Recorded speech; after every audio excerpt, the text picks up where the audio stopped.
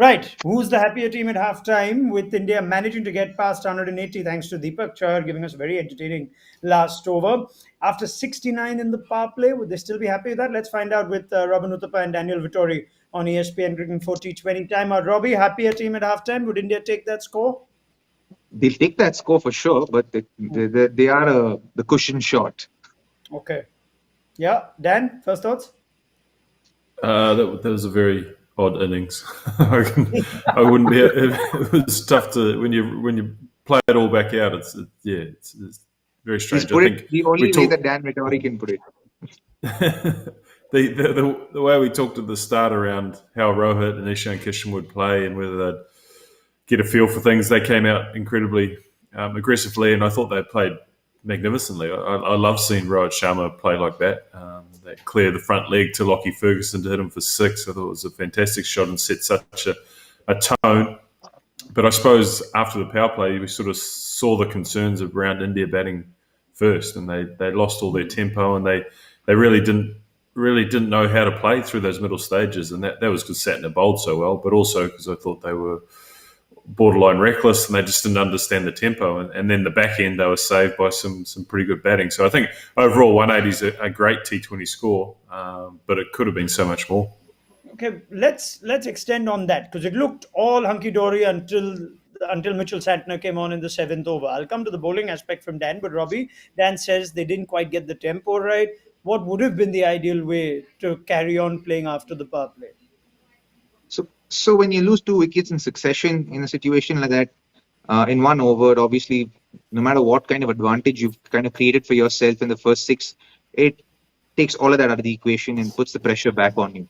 Then you have to again start from scratch and build a partnership, and then again find momentum and then put on a score. And then I think at that point, it's a difficult situation where who needs to play the aggressor in that situation, right? Because you want to build a partnership, you want to stitch a partnership up. And I think they couldn't quite figure that out, and I think Pant decided that he was going to try to be the aggressor, and he got out, and then that put more pressure on Rohit. Then he had to again slow it down, build partnership, and that's what he tried to do with Shreyas for a little bit, and then after which he got out, and just kind of puts that much more pressure on you. Then again, you have to work yourself back and then take it to the death, and then from there you try and score as many runs as possible. And in trying to do so, Venkatesh Iyer got out, and we saw Akshar and Harshal trying their bit, and they did all right. But I thought, for me, Deepak's little burst in that last over was very pleasing. Yeah, he's someone who rates himself very highly as a batter, so the fact that he's gone out there and done that, I'm damn happy for him.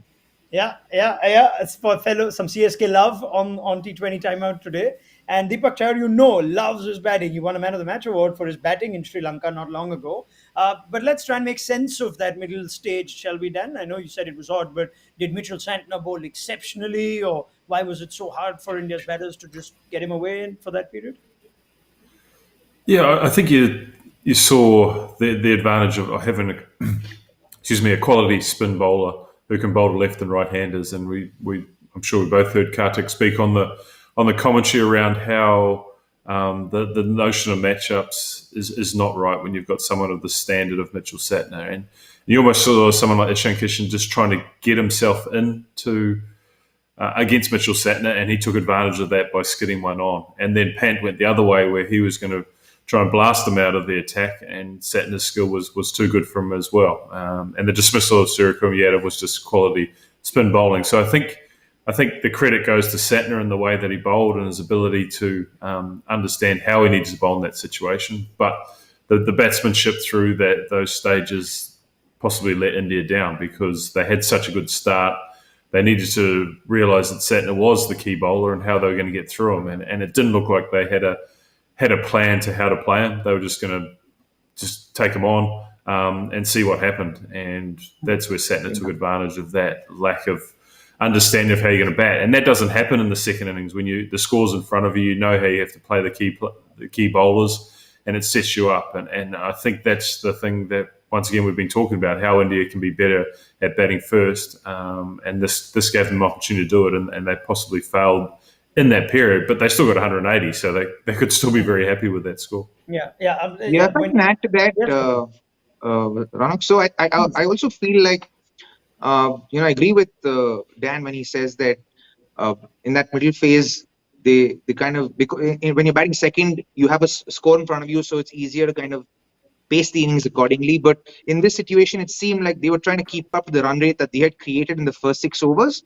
and they felt like they seemed like they were under pressure to keep going to kind of match up with the momentum that they had created for themselves in the first 6 overs. But the minute you lose 2 wickets in an over in a T20 game, everything goes back to scratch, and you got to start everything from scratch. And I think that's where they didn't read the game well enough, and I think that's where there was a little bit of confusion, a lack of clarity for sure in the minds of the batsmen as to how to approach the situation. Say, for instance, Rishabh Pant decided that okay, for the next 20 balls, I'm just going to try and pick singles and twos, and if a bad ball comes along, I'll score a boundary, and then build a partnership for the next 20-25 balls, and then from there we'll reassess as to how we want to go. Maybe they were ended up in maybe 210, 220 if they'd done that, and if they got in and batted on well. But I think that lack of clarity and how to approach that place, and the pressure to kind of keep that run rate going, is why they had that lack of clarity. I tell you what, this is perhaps because Dan Vittori started it by summing it as an odd innings.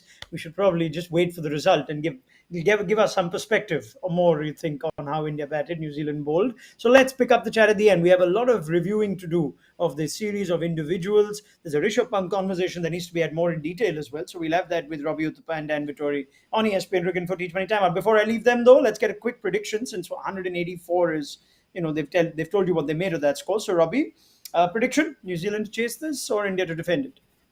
Yeah, if they get off to a good start, they'll chase it. Dan? I'll back Robbie's experience at Kolkata. I think it is a chaseable score, particularly in these conditions. All right, let's leave it The there. start, Thank you, start gentlemen. becomes crucial. Yeah, absolutely. As we heard before, but this is, you think the likes of Daryl Mitchell and Martin Guptill would enjoy batting on this Eden Garden surface. Let's see how Yuzvendra Chahal goes. He's finally got a game and he's bowling second, defending a score under the dew at Kolkata. Couldn't have asked for a better stage. Let's see how it goes, and we'll pick up the chat at the end of it.